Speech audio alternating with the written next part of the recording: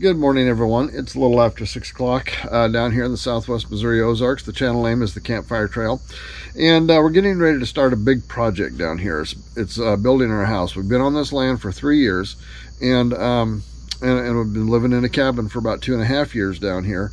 And last night I was thinking of all of the things that needs to happen down here as we get ready to start building our house.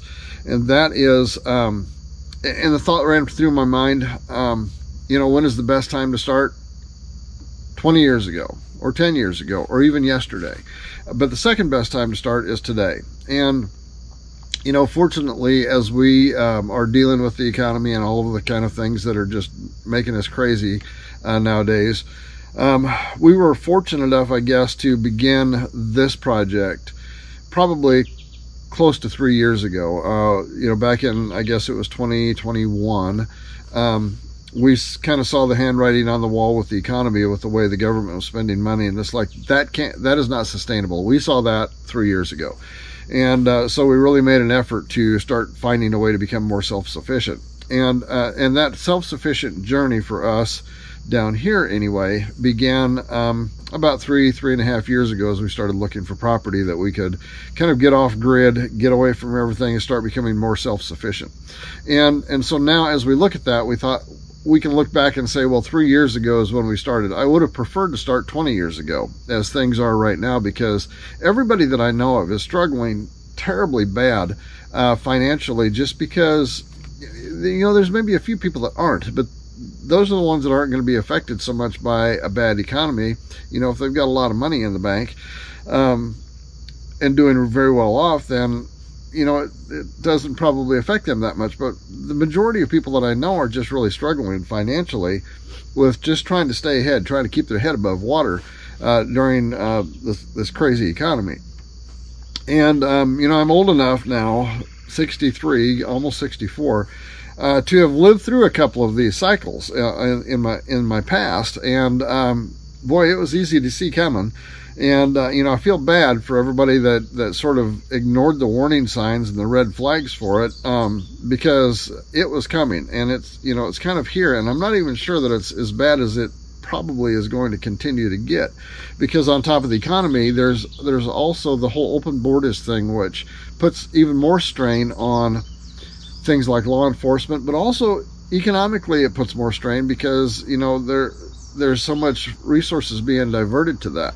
And I don't want to go into that because I'll get political on that. And that's not the purpose of this video.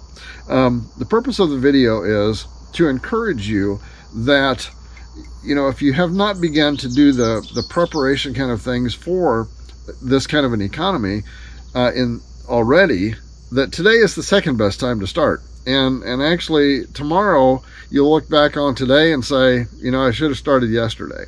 And so I want to encourage you that it's never too late to get started.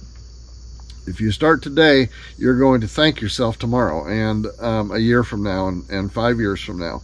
Because becoming self-sufficient isn't about, necessarily becoming a doomsday prepper, okay? Although parts of me want to do that, as I see what's happening around us. But becoming self-sufficient isn't necessarily about that. It's about building a fortress or a wall around yourself of self-sufficiency that enables you to withstand the kind of pressure that bad economics, bad decisions on the part of our government, just all of those things that seem to be, we're at the sort of the lowest common denominator for where all of that hits, and we're the ones that's affected by it. So the more that you can become self-sufficient, the better you're going to be, and the easier life is going to be. And I can tell you for certain that the last 3 years that we've been down on this property, working it up, and putting it in a garden, and preserving food, and getting that stored away, and putting the cabin down here where we're the cabin is functionally off grid.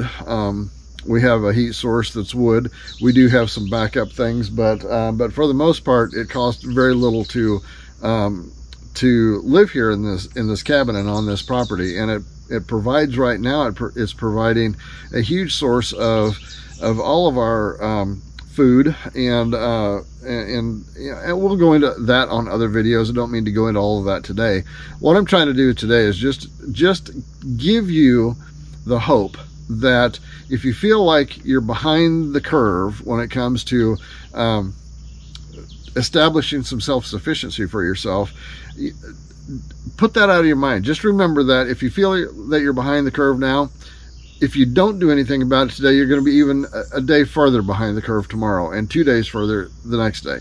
So really, today is the day to decide that it may not, 20 years ago would have been the best time, but today is the second best time to get started and to start creating self-sufficiency for yourself, and start creating that firewall of self-sufficiency that you can withstand the kind of things that a bad economy is going to throw at you. And if you're not seeing that in your life, then I congratulate you, because you have somehow insulated yourself from whatever the rest of the country is feeling right now. Okay, but if you are feeling the pressure of higher grocery prices, higher fuel prices, higher cost of rent or mortgages, or in the interest rates, or whatever, I mean, if it's affecting you, then today's the day to start your journey towards self-sufficiency. And if you appreciate the video, if you appreciate the information that's in there, go ahead and subscribe and hit the notification bell. We're going to have more of that, and I invite you to follow us along with the building the house project that we got coming up, because I think, I mean, that's one of the things that we kind of know how to do, is build stuff. So we're going to try our best to show how all of that is done, so you can maybe apply some of those principles to your life as well. Anyway, I appreciate you following the video to the end here, and again, subscribe, hit the notification bell, and we'll see you next time. If you've enjoyed this video, give it a like and a share, and don't forget to hit the subscribe button down below and the notification bell. See you next time.